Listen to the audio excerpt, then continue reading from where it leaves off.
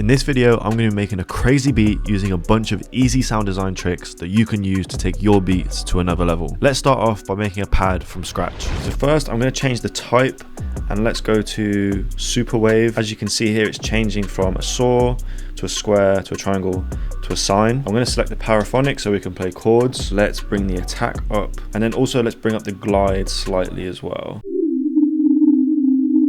That's a really simple sine pad, so let's add some modulation to make it sound a bit more interesting. What I'm going to do is attach the wave to the LFO. Therefore, we can bring in the triangle, maybe the saw wave. So we need to go to LFO and wave. Now you can see that's flashing. If we click the button and then turn it up, we need to set the shape.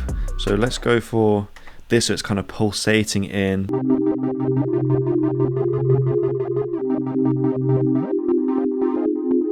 Let's do one more bit of modulation. I want to mess around with the cutoff, so let's put that on the envelope. So if we do that here and press it, so if we bring the attack up, let's bring the sustain down and then bring it down again just to make it more subtle. I really like that sound, so let's record it into FL Studio.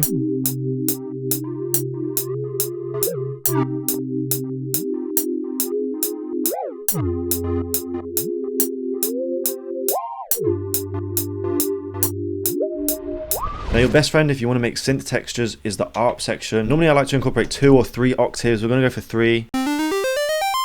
Now let's bring the cutoff down. I want to make this super glitchy, so the first thing I'm going to do is modulate the cutoff. Now for the shape of the LFO, I want it a bit random, so we'll go to this one here.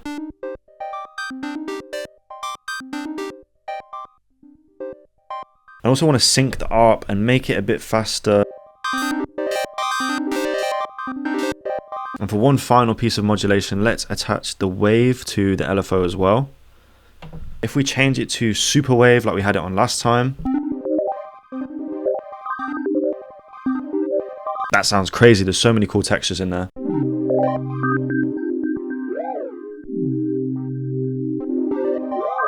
I'm going to time stretch this texture and mess around with it a little bit.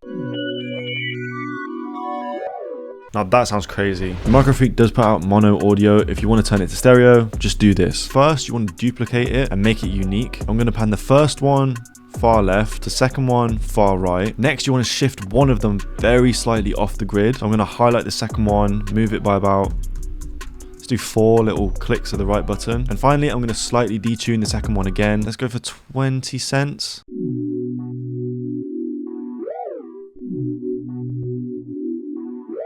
And to the texture, let's add a very simple reverb and also a simple delay. Next, I'm going to show you how to sound design a bass. You can apply this to any synth that you have. I personally think the Mini V3 from Arturia is the best one to sound design a bass in. So first we need to drag the range down for oscillator 1. Next we need to activate oscillator 2 because you want a really big sound. You're going to use all the oscillators.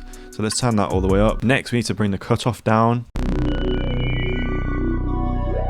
And to give us a more unique sound, let's change the attack time and the decay time. So if we bring the attack time all the way up, it's going to let the filter sit to start with and then take away the filter over time.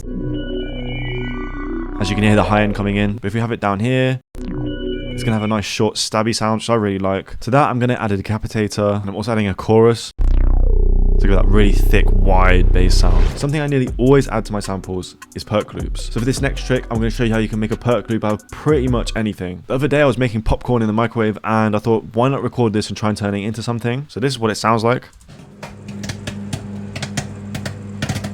After a bit of chopping, I've got this. What you need to do is find the right frequencies that sound good with the sample. The high end sounds nice. Then I'm adding a reverb to it. Next, a halftime. And finally, let's add a delay to it.